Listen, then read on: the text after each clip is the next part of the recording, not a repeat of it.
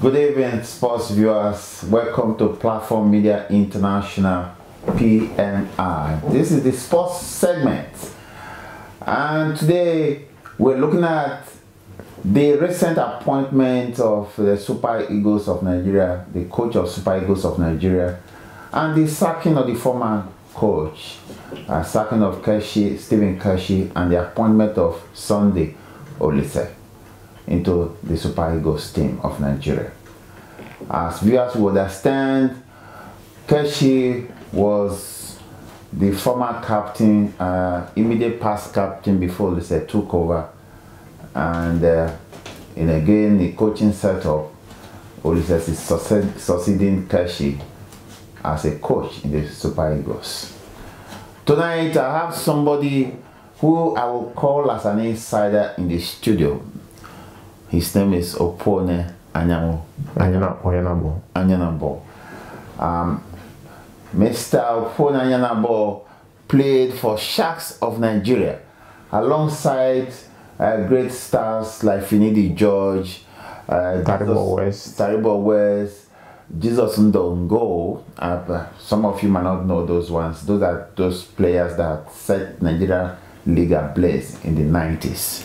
And Opone is here with us today. Welcome to PMI Sports. Thank you. It's my pleasure to have you here. Now, Opone, you played the Academicals. You played at the club level. And you played again as a professional in Malaysia, so to say, right? Yeah. And by the way, Opone was a former goalkeeper of Sharks Football Club of Port Harcourt. Now, I'll consider you as an insider, right? Okay. What is your take about the firing of Stephen Keshi and the hiring of Sunday Oliseh? Thank you for inviting me and bringing me to put chip in a little bit. Hiring of Oliseh, I will not say it's a problem. Okay. Firing of Keshi, I'll start by talking about the firing of Keshi. After the Nations Cup in South Africa. In South Africa. Okay. When the last Nations Cup, no, not the previous Nations Cup that Nigeria won. Yeah, in 2013. In 2013. After Keshi won the Nations Cup, they went to the World Cup and they came back. There was a lot of chaos, you know. Will Keshi stay? Will Keshi not stay?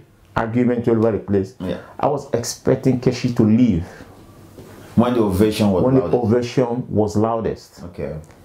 He didn't leave, he stayed. And in my own opinion, that was where his problem started. So in essence, you say he deserved what he got. He deserved what he got. Okay. Because in African football says, if a bird stays too long on a tree, he will be met by a bad hunter, a bad bullet, right? Yeah. You see, if we look at it from the other side, Keshi is the most successful Nigerian footballer stroke coach. Okay. Because he won the Nations Cup as a player, as a captain. As a player, as a captain, and as a coach. Okay. And if you look very well, he's one of the forerunners who spared a lot of people going professional abroad. Yeah. And most, not just Nigerians, most Africans do go to Keshi for advice when they go to Europe.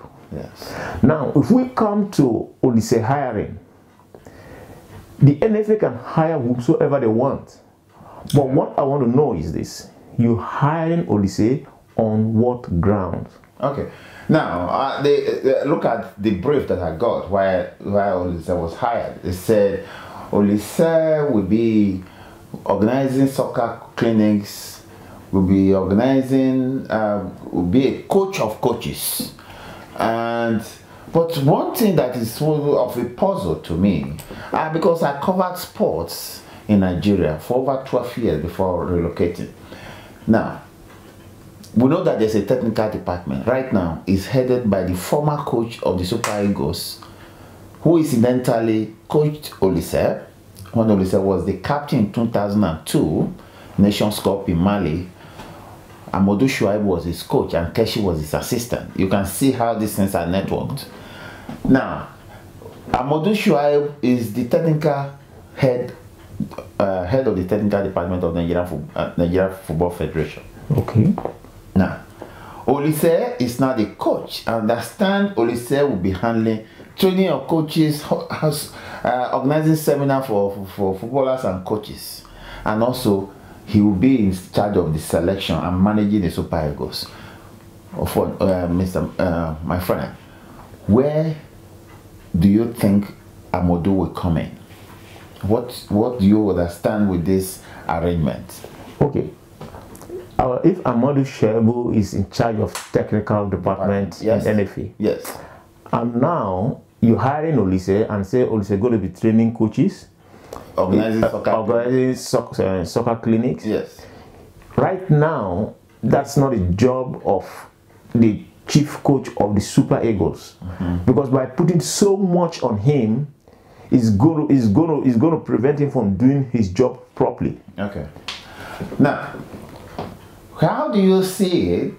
Are you sure that Olise and Amadou Shuaibu can work together, given the fact that Olise will be taking away some of the responsibilities of Amadou Shuaibu? Because the technical department is supposed to be the advisor to all the teams. Now, the coach who is the technical head, Amadou, some of the responsibilities now are not given to Olise. I said they are going to be changed, but I got the briefing of what they give to Olise. So are you sure that will work? Whether that will work or not, that will be a discussion for another day. Time will tell, but this is a discussion for another day. Okay. Now, if Amadou Shebu is the head of technical department, as I've earlier said, you don't have to bombard Olise with all those jobs. There are a lot of coaches in Nigeria. See, you don't just give everything to one coach or one person to handle. Okay. There are a lot of coaches in Nigeria where you delegate these powers to, you delegate these responsibilities to these coaches. So those are the coaches that will help to identify players from the grassroots. Okay. Now, one thing I also heard that they said Olise should be doing, or that part of the arrangement for Olise, is that there are some technical or foreign coaches that will be assisting Olise. All right. I understand one of them is for Belgium, who has a very vast knowledge of African football. I was reading today that the name I've forgotten, coach in Burkina Faso and perhaps Namibia. Now, if these coaches, I understand, will be assisting Olise, that means they will be reporting to Olise. Okay? Okay.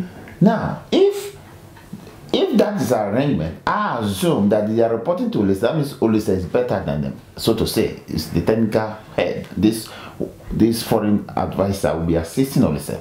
That's the arrangement. So my assumption is that if they are reporting to Olise, Olise is a superior head, right? Okay. Okay.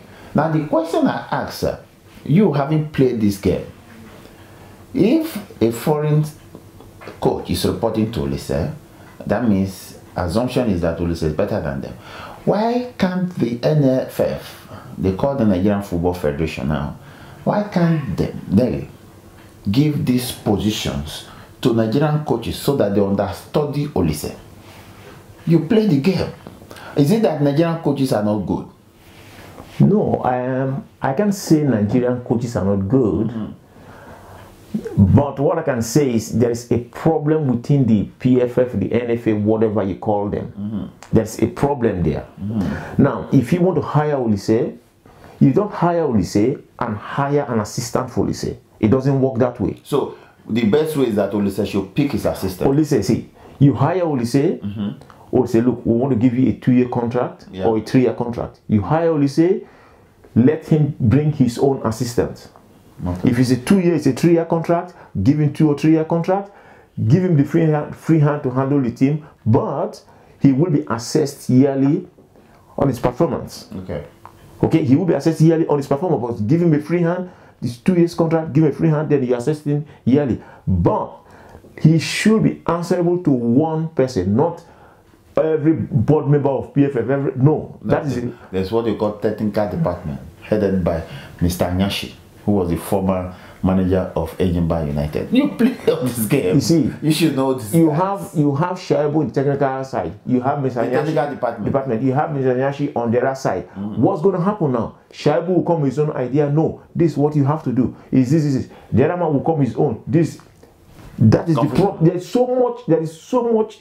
Everybody wants to chip in. Everybody wants to say. Everybody wants to bring. No. Okay.